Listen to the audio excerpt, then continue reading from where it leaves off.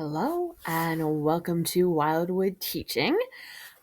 Today I am going to talk about using rocks as a loose part in preschool and a number of different ways you can use them throughout your preschool curriculum.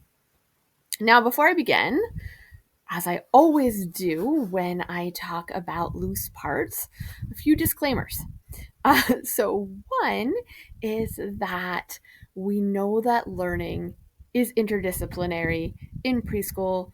Children are rarely just doing science without thinking about literacy or math, rarely just doing art without also practicing fine motor. So, when I present these different ways that you can use rocks in your preschool, I am going to talk about them in particular subjects.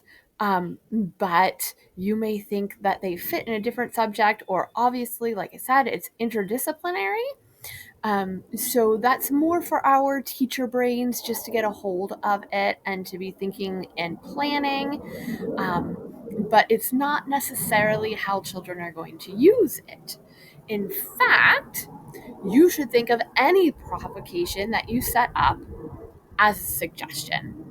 You're going to pair the rocks with particular items, and you probably have, just like I do, in our teacher brains, right, an idea of how they could possibly be used. But honestly, some of the best ideas, and you'll see some of them here, came from the children themselves. So be flexible and allow the children to explore in a way that makes sense to them. Lastly, because we are talking about rocks, you do want to have a few safety considerations as you're thinking about using rocks as a loose part. If the rocks are super small, right, then they perhaps are going to pose a choking possibility. If that's the case, you're going to want to make sure that there is a teacher right nearby, that you've talked to the children about expectations, or that you know these particular children are not children who are going to explore everything through their mouths. Also, we have on the other spectrum rocks that might be very large. So you can see in the picture here, that looks like a very heavy rock. So you're going to want to have parameters around how the children can use the rocks. Maybe they aren't a free for all when we are exploring with loose parts. If it's something heavy, you may say, we don't raise it above our stomachs. You may want to talk about whether rocks are safe to throw or whether this is more of a calm activity anytime we're working with rocks. So set those parameters up ahead of time and have those conversations with the children so that they can explore, but explore safely. All right, let's get to it. And let's talk about different ways that rocks might be helpful in learning science principles. So one you can see here on the top photo is learning about the principle of balance. Right? Get a whole bunch of river rocks. You're going to want larger rocks for this. And see how tall you can make a tower. And the children can think about, they don't always start with the largest or flattest rock on the bottom. So let them have that time for problem solving to see if they can deduce the best way to build the tallest tower. Rocks lend themselves nicely to sink or float if you do a little bit of pre-planning. Obviously, most rocks are just going to sink. But one of the things we did here is, how can you get a rock to float? Right? You can have the children come up with ideas and experiment. What are some workarounds that we can get our rocks to float? Or once we realized that we could, in essence, create boats for rocks to float, how many rocks can you place on that boat before it sinks anyway? You could also throw in some curveballs, right? Have rocks of different sizes, but also have a pumice stone, also have sponge, also have sand, silt, and experiment with how they interact with the water. Other ways you could use rocks for science, you could do some soil sifting, right, and just determine what is inside of the soil, which then might lead to some questions about what makes soil. How do rocks eventually break down through wind or water erosion or through man made processes and turn into soil? We've also done scratch tests with rocks, right, to decide which rocks are softer or harder than others. And should point out, anytime we do some sort of science observation, I like to have some way for children to record their information. It doesn't necessarily need to be a graph or a formal way of recording, but just an idea that we do take data in science. All right, let's move on to, oops, hang on. I think I went a little bit forward in my slideshow. Here we go. Let's move on to using rocks for sensory and motor exploration. So one simple way is to haul rocks. You can do it as a fine motor process. So in the top picture, child has a small, I'm not sure if it's a dump truck or an excavator, I don't know what it is, but just pushing the rocks. And sometimes, we include also, and I think he might have that there, we include lines so that children can line up their pebbles on curves or zigzags, letters, whatever you have that has lines, and then push the rocks. There's also the growth motor version if they're going to lift the rocks, collect them in a larger dump truck or a wheelbarrow or whatever you have, and move it to another part of your playground or outside yard.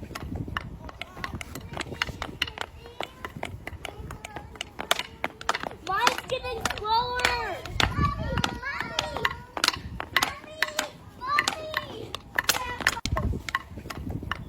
So there you heard our rock band.